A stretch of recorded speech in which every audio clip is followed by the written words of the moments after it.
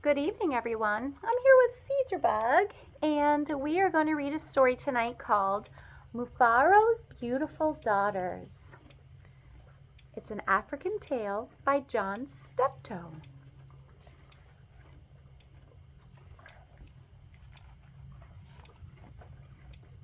A long time ago, in a certain place in Africa, a small village lay across a river and half a day's journey from a city where a great king lived.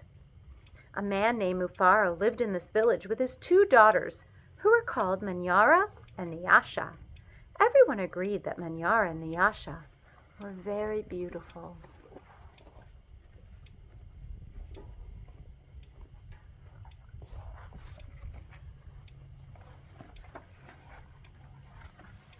Manyara was almost always in a bad mood. She teased her sister whenever their father's back was turned, and she had been heard to say, "Someday, Nyasha, I will be queen, and you will be a servant in my household." "If that should come to pass," Nyasha responded, "I will be pleased to serve you. But why do you say such things? You are clever and strong and beautiful. Why are you so unhappy?" "Because everybody talks about how kind you are, and they praise everything that you do," Manyara replied. "I'm certain that father loves you best. But when I am a queen, everyone will know that your silly kindness is only weakness."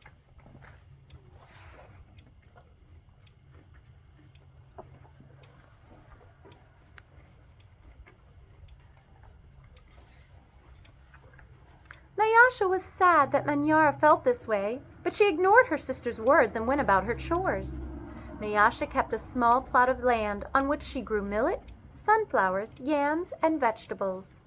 She always sang as she worked, and some said it was her singing that made her crops more bountiful than anyone else's.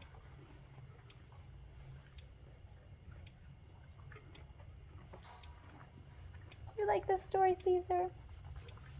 Yeah. One day, Nyasha noticed a small garden snake resting beneath a yam vine. "Good day, little Nyoka," she called to him. "You are welcome here. You will keep away any creatures who might spoil my vegetables." She bent forward, gave the little snake a pat on the head, and then returned to her work. From that day on, Nyoka was always at Nyasha's side when she tended her garden. It was said that she sang all the more sweetly when he was there.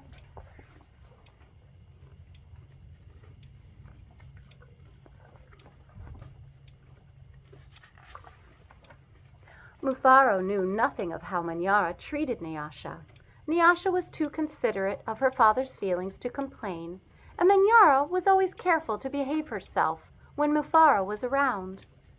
Early one morning, a messenger from the city arrived. The great king wanted a wife.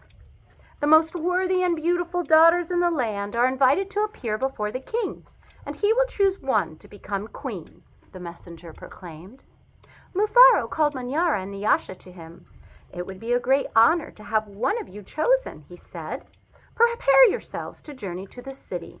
I will call together all our friends to make a wedding party. We will leave tomorrow as the sun rises." "Oh, but my father," Manyara said sweetly, "it would be painful for either of us to leave you, even to be a wife of a king."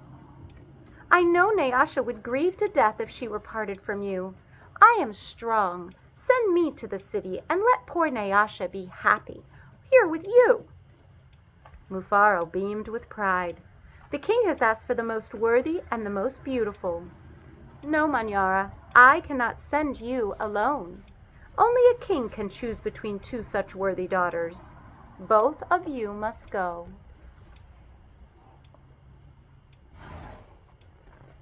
Hi, Javi. Are you listening to the story? That night, when everyone was asleep, Manyara stole quietly out of the village. She had never been in the forest at night before, and she was frightened, but her greed to be the first to appear before the king drove her on. In her hurry, she almost stumbled over a small boy who suddenly appeared standing in the path. "Please," said the boy, "I am hungry. Will you give me something to eat?"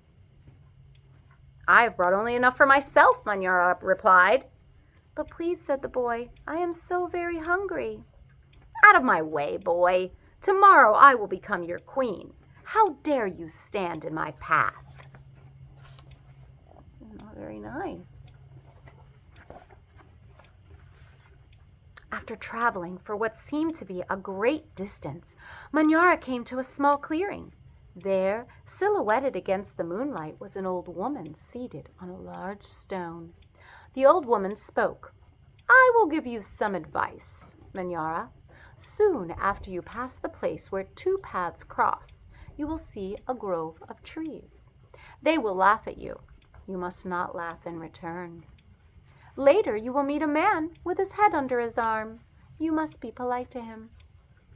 "How do you know my name? How dare you advise your future queen? Stand aside, you ugly old woman." Manyara scolded and then rushed on her way without looking back. Just as the old woman had foretold, Manyara came to a grove of trees, and they did indeed seem to be laughing at her. "Oh, I must be calm," Manyara thought. "I will not be frightened." She looked up at the trees and she laughed out loud.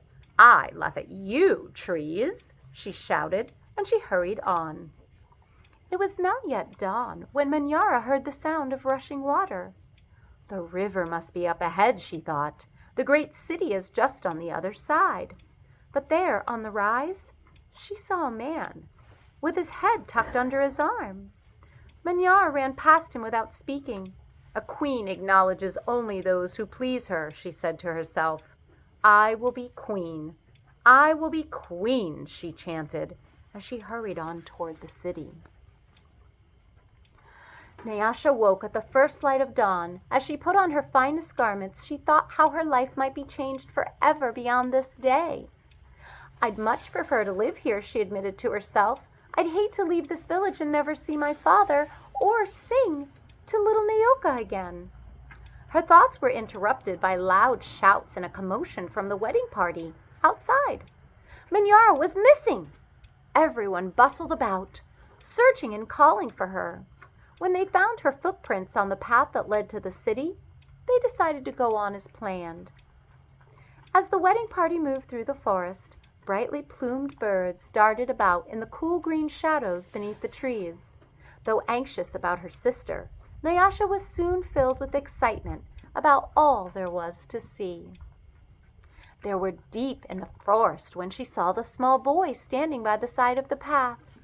"You must be hungry," she said, and handed him a yam she had brought for her lunch. The boy smiled and disappeared as quietly as he had come. Later, as they were approaching the place where the two paths crossed, the old woman appeared and silently pointed the way to the city. Nyasha thanked her and gave her a small pouch filled with sunflower seeds. The sun was high in the sky when the party came to the grove of towering trees. Their uppermost branches seemed to bow down to Nyasha as she passed beneath them. At last, someone announced that they were near their destination. There's only one little tiny picture right here. It's a beautiful bird.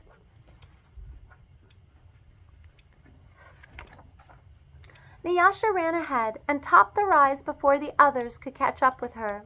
She stood transfixed at this beautiful city. "Oh, my father," she called, "a great spirit must stand guard here. Just look at what lies before us.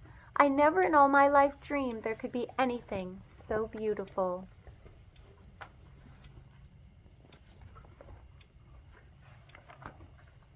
Arm in arm, Nyasha and her father descended the hill, crossed the river, and approached the city gate. Just as they entered through the great doors, the air was rent by piercing cries, and Manyara ran wildly out of a chamber at the center of the enclosure. When she saw Nyasha, she fell upon her, crying, "Do not go to the king, my sister. Please, father, do not let her go.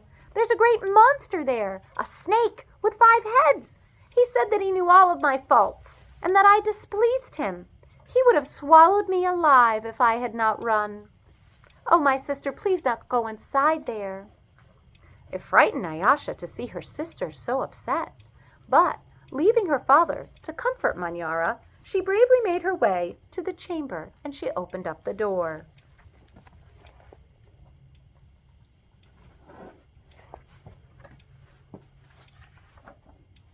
On the seat of the great chief's stool lay the little garden snake. Nyasha laughed with relief and joy. "My little friend," she exclaimed, "it's such a pleasure to see you. But why are you here?" "I am the king," Nyoko replied. And there before Nyasha's eyes, the garden snake changed shape. Here's the garden snake. Did you decide to come back? And here is the king. "I am the king. I am also the hungry boy with whom you shared a yam in the forest, and the old woman to whom you made a gift of sunflower seeds. But you know me best as Nyoko, the little snake. Because I have been all of these things, I know you to be the most worthy and most beautiful daughter in all the land. It would make me very happy if you would be my wife." And so it was that a long time ago, Nyasha agreed to be married. The king's mother and sisters took Nyasha to their house, and the wedding preparations began. Villagers from all around were invited to celebrate, and a great feast was held. Mufaro proclaimed to all who would hear him that he was the happiest father in all the land, for he was blessed with 2 beautiful and worthy daughters, Nyasha, the queen, and Manyara, the servant in the queen's household.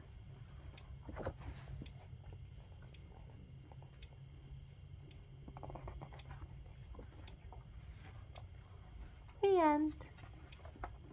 Oh, and there's one more picture. Now it's the end. Have a wonderful evening. Sweet dreams.